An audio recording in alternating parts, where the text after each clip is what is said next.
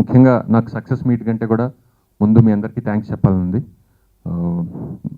ఊహలు గుసగుసలాడే రిలీజ్ అయ్యి 2 years అయినా కూడా దానికి లభించిన ఆదరణ నాకు ఎప్పుడు మర్చిపోలేంది. ఇప్పటికీ నాకు చాలామంది ఆ సినిమా గురించి మెసేజ్లు పంపిస్తూ ఉంటారు. అండ్ అలాగే ఈ సినిమాకు కూడా వచ్చిన రెస్పాన్స్ అండ్ దాని గురించి సోషల్ మీడియాలో కానీ ప్రెస్లో కానీ రాసిన విధానం నాకు ఎంతో తృప్తినిచ్చింది అండ్ చాలా ఆనందాన్ని కూడా ఇచ్చింది. So thank you very much. And మీరే లేకపోతే, మీరే ఎంకరేజ్ చేసి ఉండకపోతే ఈ సినిమా జనంలోకి ఇంతగా వెళ్ళేది కాదు. And to be honest, last 1.5 month చాలా చాలా చాలా 1.5 2 months చాలా స్ట్రెస్కి గురైన 2 months అండి. సినిమా యాక్చువల్లీ రాసుకున్నప్పుడు ఎంతో అందంగా అనిపించిన స్క్రిప్ట్, రాసుకున్నప్పుడు చాలా మంచి సినిమా చేస్తున్నాం అనే ఫీలింగ్ కలిగింది. కానీ ఎడిట్ టేబుల్ మీదకి వచ్చేసరికి డౌట్స్ మొదలయ్యాయి. అండ్ మెల్లిమెల్లిగా ఆ మంచి సినిమా చేస్తున్నాం, తర్వాత నుంచి ఓకే బాగానే ఉండే సినిమా చేస్తున్నాం అని ఓకే, తర్వాత సినిమా పోయిందనే స్టేజ్కి అయితే నేనైతే వచ్చేసాను. నాతో పనిచేసిన మొత్తం టీం అందరూ they did more than 100%, 200%. Kalyan గారి మ్యూజిక్, అద్భుతమైన మ్యూజిక్ ఇచ్చారు, one of the best albums in his career. And Bhaskar Bhatla గారి లిరిక్స్ చాలా చాలా మంచి పేరు సంపాదించాయి అప్పటికే. And I had excellent performances from my cast. Regina as Jyotsna and Achyutanand, అద్దరు అన్నదమ్ముల కింద రోహిత్ అండ్ శౌర్య, వాళ్ళకి అంటే ఇప్పటిదాకా ఎప్పుడు చేయని రోల్స్ చేశారు వాళ్ళిద్దరు కూడా.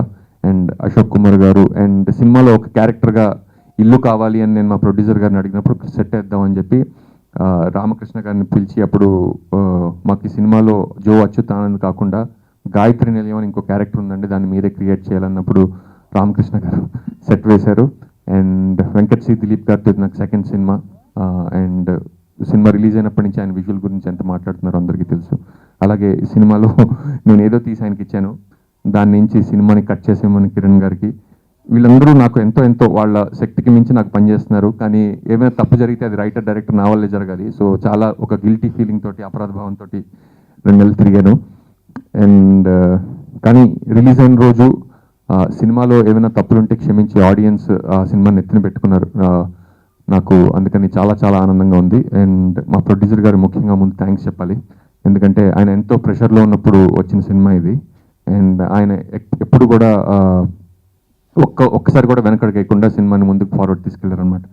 అండ్ రిలీజ్ అయిన ఫస్ట్ రోజు యూఎస్ నుంచి ట్వీట్లు రావడంతో కొంచెం ఇది బాగున్నట్టుంది అని మొదలైంది. తర్వాత మెల్లిమెల్లిగా they start pouring in. And యూఎస్లో ఈరోజు కలెక్షన్స్ చూస్తే ఈ స్థాయి సినిమాకి ఈ రేంజ్లో కలెక్షన్స్ ఇప్పటివరకు రాలేదు.